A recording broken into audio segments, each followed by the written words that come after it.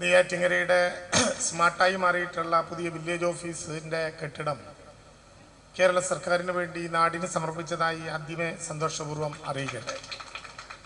ബഹുമാനപ്പെട്ട MLA സൂചിപ്പിച്ചതുപോലെ എല്ലാവർക്കും ഭൂമി, എല്ലാ ഭൂമിക്കും രേഖ, എല്ലാ സേവനങ്ങളും സ്മാർട്ട് എന്ന മുഖമുദ്രാവാക്യത്തോടെ കേരളത്തിലെ റവന്യൂ വകുപ്പിൻ്റെ ഏറ്റവും ചിട്ടയായ സുതാര്യമായിട്ടുള്ള പുനഃസംഘാടനത്തിൻ്റെ തിരക്കിലാണ് കേരളത്തിലെ റവന്യൂ വകുപ്പ് ആകമാനം. വരുന്ന 12-ാം തീയതി 3ാമത് വാർഷികത്തിനോടനുബന്ധിച്ച് കേരളത്തിലെ ഗവൺമെൻറ് കൈമാറാൻ പോകുന്ന പട്ടയങ്ങളുടെ സംസ്ഥാനതല ഉദ്ഘാടനം ബഹുമാനപ്പെട്ട കേരളത്തിൻ്റെ മുഖ്യമന്ത്രി ശ്രീ പിണറായി വിജയൻ കളമശ്ശേരിയിൽ നിർവഹിക്കാൻ വേണ്ടി പോവുകയാണ്. കേരളത്തിൽ 3 വർഷക്കാലത്തിനിടയിൽ ആകെ കൊടുത്ത പട്ടയങ്ങളുടെ എണ്ണം അന്ന് മുഖ്യമന്ത്രിയാണ് പ്രഖ്യാപിക്കുന്നതെങ്കിലും ഒരു കാര്യം ഞങ്ങൾക്ക് അഭിമാനപൂർവ്വം പറയാൻ കഴിയും. ഒരുപക്ഷെ കേരളത്തിൻ്റെ ചരിത്രത്തിൽ ഭൂപരിഷ്കരണം പ്രഖ്യാപിച്ച കാലം കഴിഞ്ഞാൽ ഏറ്റവും കൂടുതൽ പട്ടയം കൊടുത്ത കഴിഞ്ഞ 5 വർഷത്തെ ഗവൺമെൻറ്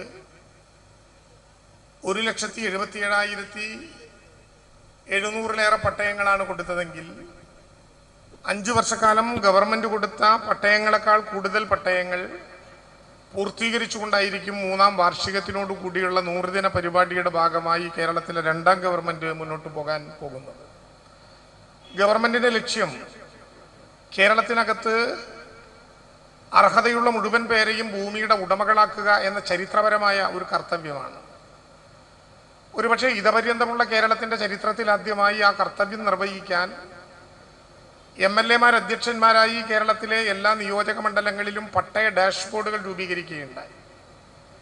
കേരളത്തിൽ രൂപീകരിക്കപ്പെട്ട പട്ടയ ഡാഷ്ബോർഡുകളിൽ അംഗങ്ങളായിരിക്കുന്ന ജനപ്രതിനിധികളുടെ കൂടി അഭിപ്രായം കണക്കിലെടുത്തുകൊണ്ട് ഓരോ ഡെപ്യൂട്ടി കളക്ടർമാർ ചുമതലക്കാരായിട്ടുള്ള നോഡൽ ഓഫീസർമാരായിട്ടുള്ള പട്ടയ ഡാഷ്ബോർഡുകൾ കേരളത്തിൽ ഓരോ നിയോജക മണ്ഡലങ്ങൾക്ക് വേണ്ടി നിലവിൽ വന്നു.